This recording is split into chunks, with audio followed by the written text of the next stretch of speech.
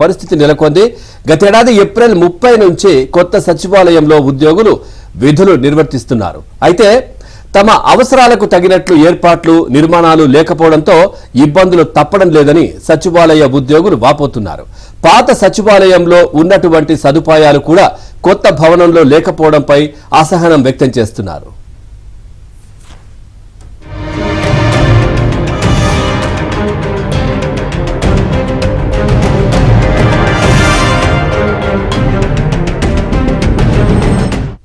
రికార్డుల నిర్వహణ నుంచి పార్కింగ్ వరకు వివిధ రకాల సమస్యలతో ఉద్యోగులు సతమతమవుతున్నారు. ఉదాహరణకు సరైన కార్యాలయాలు లేక సెక్రటరీలు, జాయింట్ సెక్రటరీలు, డిప్యూటీ సెక్రటరీలు లోయర్ గ్రౌండ్ లో విధులు నిర్వర్తిస్తుండగా వారికి సంబంధించిన సెక్షన్లు మాత్రం పై అంతస్తులో ఉన్నాయి. అందులోనూ ఒకే గదిలో పలు శాఖలకు సంబంధించిన సెక్షన్లు ఉండడంతో ఫైళ్లు తారుమారై ఇబ్బందులు ఎదురవుతున్నాయి.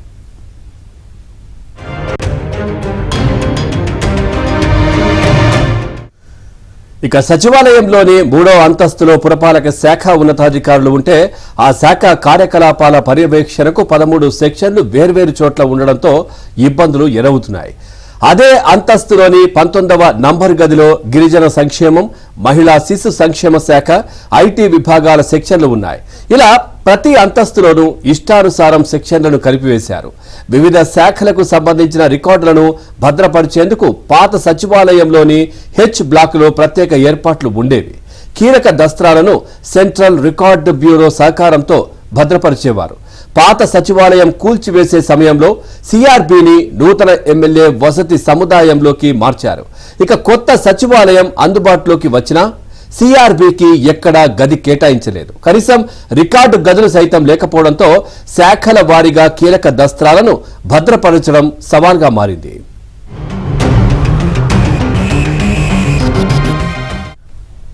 అలాగే పాత సచివాలయంలో మహిళా, పురుష ఉద్యోగులకు వేర్వేరుగా జిమ్లు ఉండేవి. సచివాలయం నిర్మించే సమయంలో పాత జిమ్ పరికరాలను ఎక్కడ పడేశారో ఎవరికీ తెలియదు. కొత్త సచివాలయంలో అయితే జిమ్లో ఊసే లేదు. గతంలో ఉద్యోగుల కోసం ఒక ఆసుపత్రి, ఉద్యోగుల పిల్లల కోసం కిండర్ గార్డెన్ పాఠశాల నిర్వహించగా నూతన సచివాలయంలో ఇవేవీ అందుబాటులో లేవు. ఉద్యోగుల రీక్రియేషన్ కు ఎలాంటి ఏర్పాట్లు చేయలేదు. మరోవైపు సచివాలయంలోని ఒక్కో అంతస్తులో 2 చోట్ల మాత్రమే మరుగుదొడ్లను నిర్మించగా అవి ఏమాత్రం సరిపోవడం లేదు. కాంగ్రెస్ ప్రభుత్వం వచ్చాక ప్రజల తాకిడి పెరగడంతో తీవ్ర ఇబ్బందులు ఎదురవుతున్నాయి. సచివాలయంలో పార్కింగ్ సమస్య కూడా తీవ్రంగా ఉంది. ఉద్యోగుల వాహనాలను సైతం ఎండలోనే పార్క్ చేయాల్సిన పరిస్థితి ఉంది. ఈ సమస్యలన్నిటిపై ఒక కమిటీని వేసి అధ్యయనం చేయాలని, శాఖల వారీగా అవసరాలను గుర్తించి కార్యాలయాలను రీఆర్గనైజ్ చేస్తే బాగుంటుందని ఉద్యోగులు అభిప్రాయపడుతున్నారు.